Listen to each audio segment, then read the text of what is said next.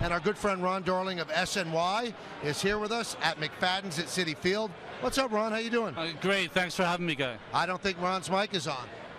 Is it on that? It is, but we're not hearing him, so we'll fight through it. Oh, we're not hearing him? That's right. Okay. Was that the way it's going to be? Yeah, that's the way it's going to be. All right, so you're doing well. Okay, 1, 2, 3, 4. There we go. We hear you.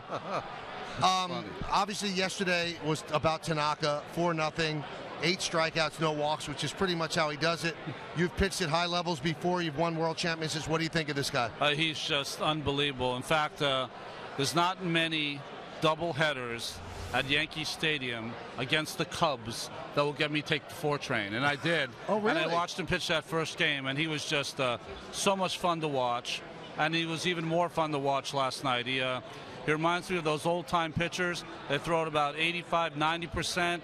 Dipsy doodle here, a little split finger there, slider if you're looking for a fastball, and then when he needs it, 93. It was just beautiful to watch, especially the night before. It was so difficult for both those starters. And it was such a slog to watch him make it look easy. That's how it's supposed to be.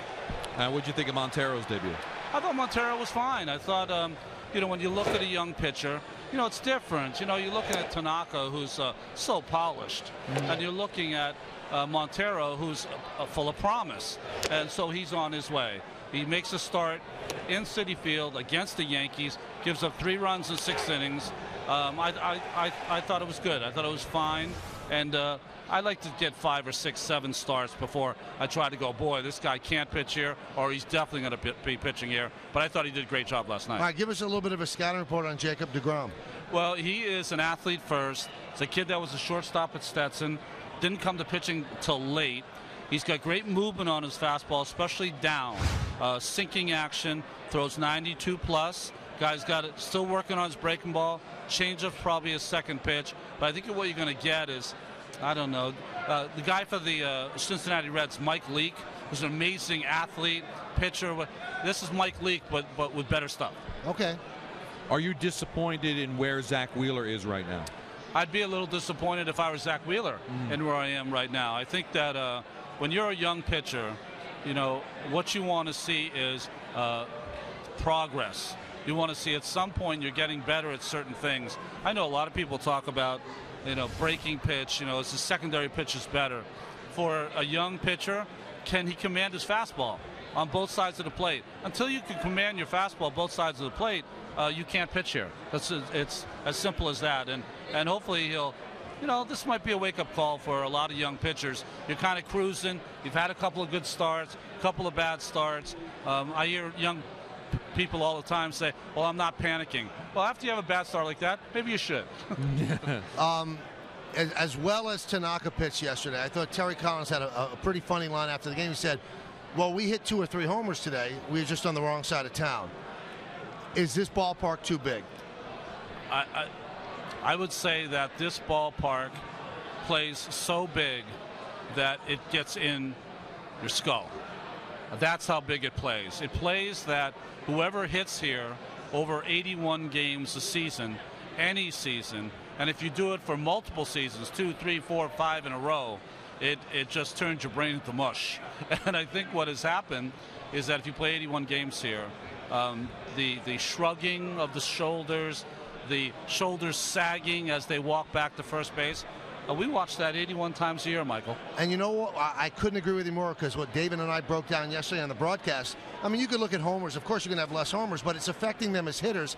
David Wright's batting average, career, is 20 points higher on the road than it is here. And every single one of the starters, it's 100 points less at Citi Field. So not only is it robbing them of homers, but it's messing with their head as hitters. Well, yes, I totally agreed. When they went to Yankee Stadium, when they go to Citizens Bank Park, they have these unbelievable home run muscles that they feel.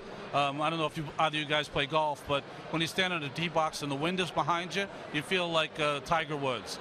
Well, that's how they feel when they get in the box at Yankee Stadium and other places. And here, if you don't center it and you're not a slugger, Solarte pulled the ball yesterday. He's red hot. Mark Teixeira is a slugger. Right. I don't care what ballpark. He can hit it out of everywhere. But if you're not a slugger, you are not going to hit 20-plus home runs here. It's simple as that. Might as well get it out of your brain. It's almost the equivalent if you pitch in Colorado. you've got to tell yourself, I'm not pitching to a 2.5 ERA. I'm pitching to a 4.5 ERA. Get used to it and try to win games like that. I was going to say, it should be on the players, because David Wright always hit more home runs on the road than he did at Shea. I mean, Shea wasn't as big, but that was always a pitcher's ballpark, Ronnie, right? I mean, these players got to get over it. I'm tired as a Met fan seeing the Yankees come here, hit home runs, the Phillies come here and hit home runs. So isn't that on the players to make the necessary adjustments? It is, but I think you made an interesting point.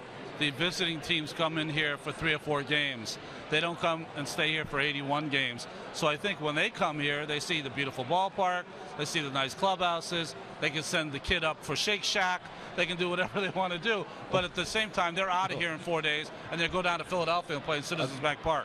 You know what? I don't know if Ryan Sandberg's going to do that again. I don't know if you heard that story. I did. You know what? And I can't believe it. But still, the lines are 45 minutes. Absolutely. It's amazing for that place. I eat at Shake Shack all the time on the Upper East Side. He must have just had, it must have been a bad moment for Ryan. Now if you look at the dimensions, Ron, they're not unfair. So you see so many games here. Does the ball just not carry here? The ball will carry in the summer. Okay. I think what we're seeing also that is adding to all of this is how miserable, you guys are New Yorkers, our winter was, how miserable the spring is. I mean, I'm still wearing a sweater underneath my sport coat in the booth now, and it's May, 15th today? So, you know, the weather's been bad. And when the weather's cool, the ball's not going to travel. That being said, the Yankees had a couple home runs last night. So, Don, to answer your question, you're right. You have to, after 2 things. If you're a player here, you got to think of line drives, and if you're putting together a team, you have to think of speed, defense, gap hitters.